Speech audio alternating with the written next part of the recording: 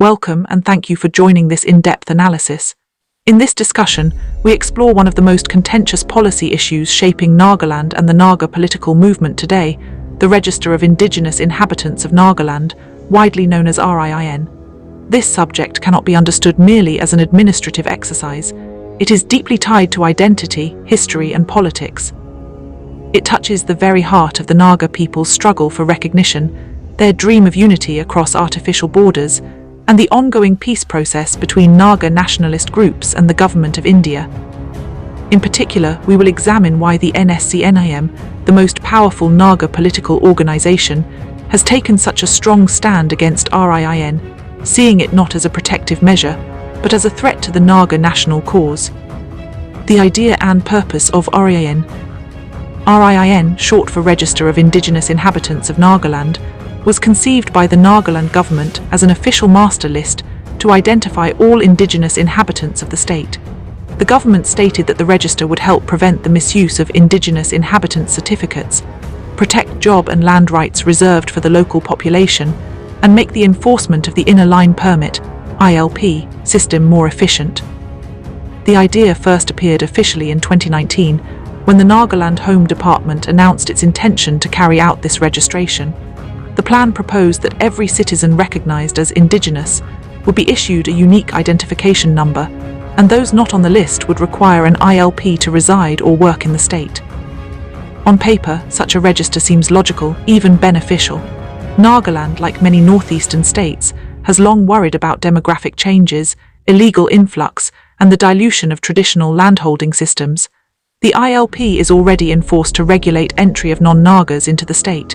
By creating a verified register, the government hoped to make these protections more systematic and less prone to forgery. However, this apparently administrative exercise quickly became a lightning rod for controversy, and at the center of the storm stood the NSCN-IM. Why the NSCN-IM views RIIN as a threat? To understand NSCN-IM's opposition, one must first grasp its ideology and history. The National Socialist Council of Nagalim, Isak-Muivah, was formed in 1980 after a split from the original Naga National Council. Its leaders, Isak-Muivah from Nagaland and Isak-Muivah, a Tangkhul Naga from Ukhrul in Manipur, redefined the struggle as a nationalist movement for all Nagas, not only those inside Nagaland. NSCN-IM's vision of Nagalim includes Naga-inhabited areas of Nagaland, Manipur, Assam, Arunachal Pradesh, and parts of northwestern Myanmar. The movement seeks a unified political entity for all Nagas under one administrative and cultural roof. From this ideological position, any attempt by the government of Nagaland to define indigenous inhabitant within the narrow administrative borders of the state is seen as divisive and contradictory to Naga nationalism. The NSCN-IM argues that the Naga people's identity cannot be confined within state boundaries drawn by India because the Naga nation predates those boundaries. They say Nagas of Manipur, Assam, or Arunachal are as indigenous as those of Nagaland. For them, RIIN essentially declares that only those settled within Nagaland's borders are indigenous inhabitants of Nagaland, leaving other Naga populations outside the fold.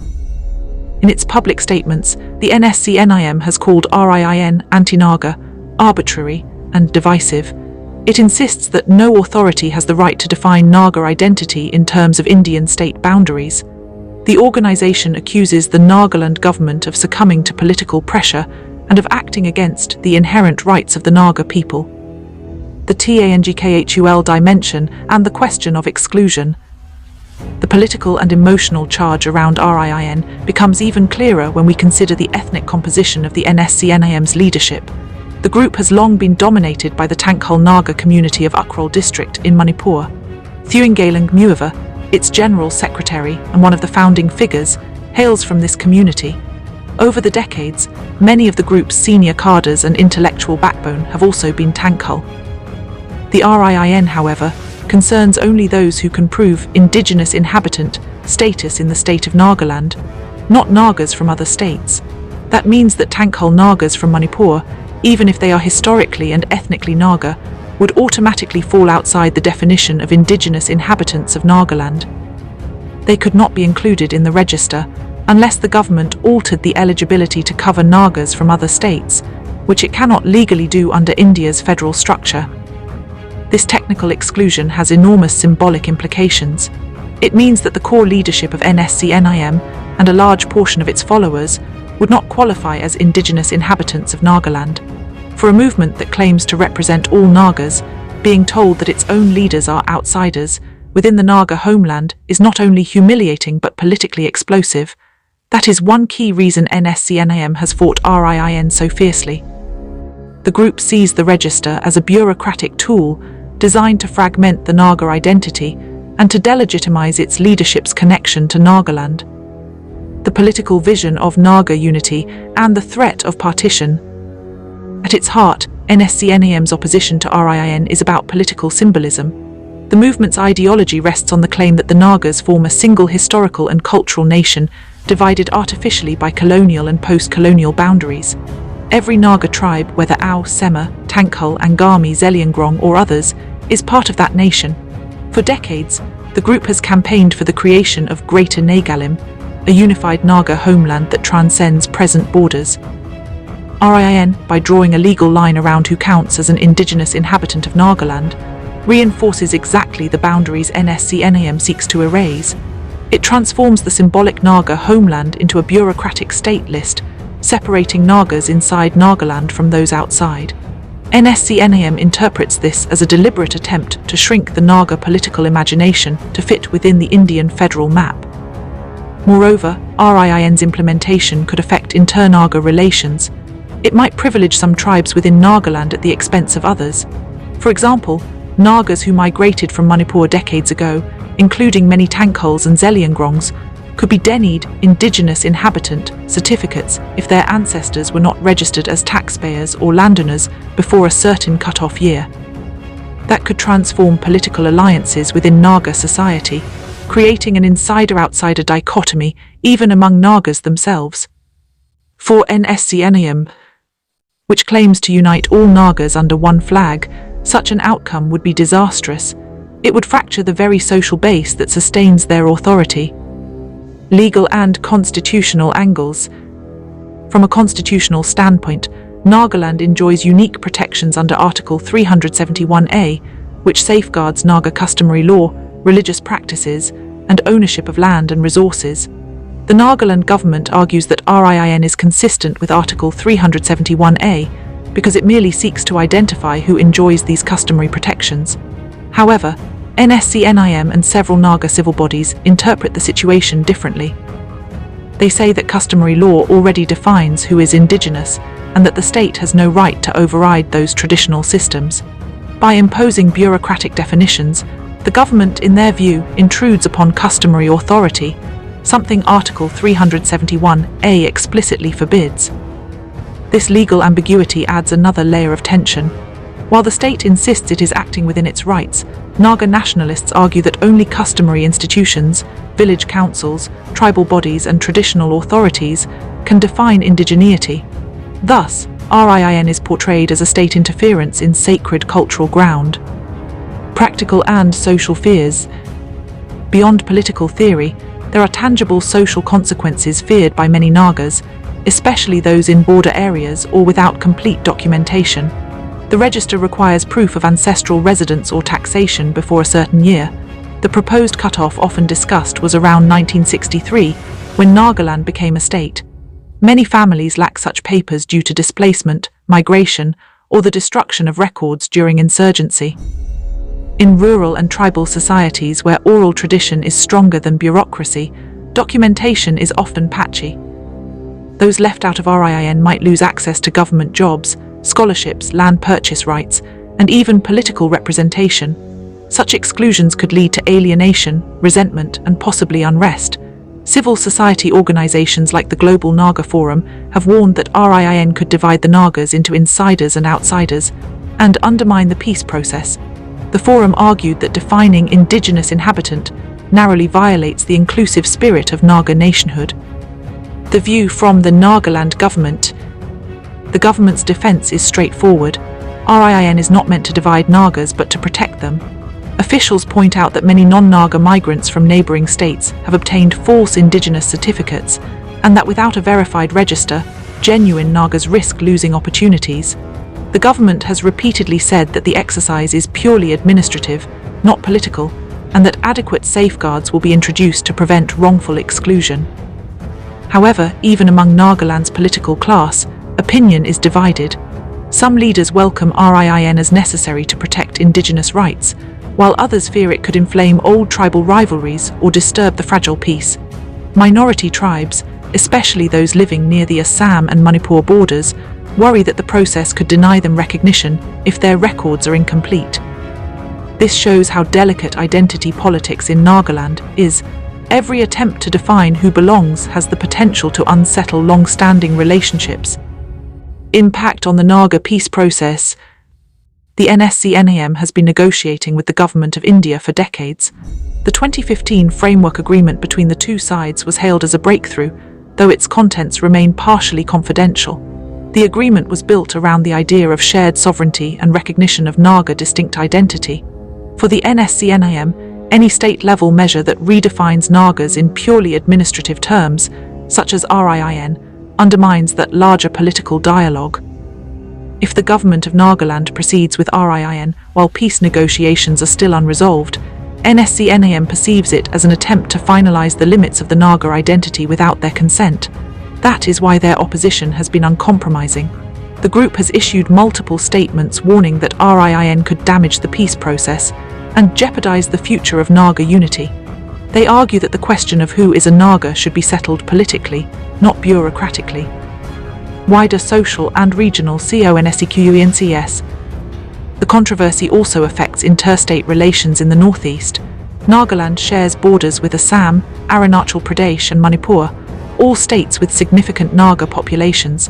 If RIIN limits recognition to Nagaland alone, Nagas living in these neighbouring areas might feel excluded from what they see as their broader national identity. That could breed resentment or fuel new demands for inclusion. At the same time, other states may interpret RIIN as an attempt by Nagaland to draw ethnic boundaries that could have territorial implications. In an already sensitive region, such perceptions could easily spark fresh tensions. The Naga question has historically been linked to the idea of redrawing boundaries based on ethnicity. RIIN, though administrative, reopens those anxieties. The role of civil society and the media. Naga newspapers like the Morung Express, Nagaland Post, and Eastern Mirror have been central in shaping public debate. Their editorials often reflect both pride in protecting Indigenous rights and anxiety over the divisive effects of RIIN. Civil society organizations, student bodies, and tribal councils have demanded that any registration process must go through extensive consultation. Some advocate postponing the project until the peace talks conclude. The Global Naga Forum, for example, has openly sided with NSCN-IM's critique, warning that RIIN could cut the Naga nation into administrative pieces. Other groups, however, such as certain ex-parliamentarians' associations, argue that without RIIN, non-Naga migrants will eventually overwhelm the Indigenous population. The media coverage thus mirrors the region's complex balance between fear of exclusion and fear of influx. Comparative INSIGHTS and possible SOLUTONS. Similar registers exist elsewhere, for example the National Register of Citizens, NRC in Assam, but Assam's experience shows the dangers: exclusion lists, contested documents and humanitarian crises. Nagaland's policymakers face a dilemma: how to protect genuine inhabitants without repeating Assam's mistakes. Experts propose several compromises. Recognize all members of constitutionally listed Naga tribes as Indigenous, regardless of whether their ancestral villages fall within Nagaland or neighbouring states. Allow appeals and flexible cut-off dates for those lacking documents. Let traditional village councils verify lineage under customary law rather than rigid bureaucracy. Postpone the register's implementation until the Naga political settlement is finalized. If these steps are taken, RIIN could perhaps achieve its intended goals without alienating the Naga nationalist movement. Why the NSCN-IM stand matters. The NSCN-IM is not just another political organization. It remains the most influential Naga group in the ongoing peace process. Its opposition therefore carries weight. When it declares RIIN null and void or calls on the Naga public to resist, it can mobilize large sections of society. That gives the issue national importance. The group's stand also has symbolic resonance beyond Nagaland. It raises deeper questions about how India manages ethnic identities within its federal system. Can indigenous rights be protected by drawing administrative boundaries, or must they transcend them? NSCN-IM's answer is clear: boundaries imposed by the state cannot define a people's identity. Cultural and emotional UNDRCUINTS. Beyond politics and law lies emotion. For many Nagas, the feeling of belonging is not measured by certificates or registers, but by ancestry, clan ties, and shared history of struggle. The Naga nationalist movement grew out of a sense of betrayal and survival, decades of insurgency, negotiation, and bloodshed. Against that backdrop, being asked to prove indigeneity through paperwork feels profoundly alien. Elders in Naga villages often say, "We were here before the map was drawn." This sentiment explains why bureaucratic measures like RIIN strike such a deep nerve. They challenge not only people's legal identity but their historical pride. What the future might hold. As of late 2025, the Nagaland government has discussed refining the RIIN framework, but has not yet implemented it fully. Political leaders continue to face pressure from opposite sides, civic groups urging protection of indigenous rights, and Naga nationalists warning of division. Unless both sides engage in meaningful dialogue, the controversy is likely to persist. For peace and stability, a balanced approach is crucial, one that recognizes the uniqueness of Naga identity beyond state boundaries, yet also addresses genuine concerns about demographic change within Nagaland. The state must ensure that no Naga, whether from Manipur or Nagaland, feels alienated in a process meant to protect their collective heritage. Conclusion. The story of RIIN is not merely about a register, it is about the intersection of identity, politics, and history in one of India's most complex regions. To the Nagaland government, it is an administrative necessity. To the NSCN-IM, it is an existential threat. The core of the dispute lies in the difference between two definitions of Naga, the bureaucratic and the political. RIIN defines Nagas by administrative borders. NSCN-IM defines Nagas by shared ethnicity and destiny. Between these two visions lies the future of Naga politics. For peace to endure, any administrative policy must accommodate the emotional, historical, and political realities of the Naga people. Without that understanding, even a register intended for protection can turn into a symbol of exclusion. Sources used. 1. The Indian Express. NSCN-IM opposes Register of Indigenous Inhabitants of Nagaland, July 2019. 2. Eastern Mirror Nagaland. RIIN is against inherent Naga rights, NSCN-IM, 2019. 3. Nagaland Post. GNF warns RIIN will divide Nagas, 2020-2024 updates.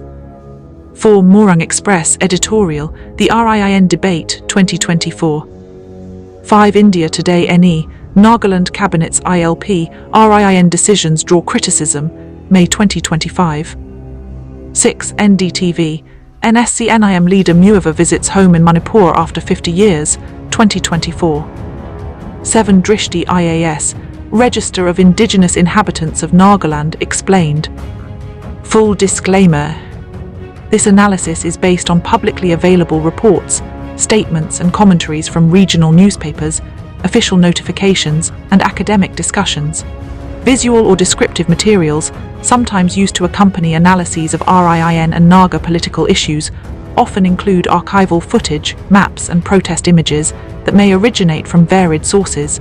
Viewers and readers are advised to treat such visuals as illustrative, not definitive evidence. Zalengam media and this analysis do not promote any group or ideology. The purpose is to inform, contextualize, and foster understanding of complex ethno-political issues. All interpretations are presented for educational and analytical purposes, and factual verification should always rely on primary sources such as government notifications, official press releases, and recognized regional media archives.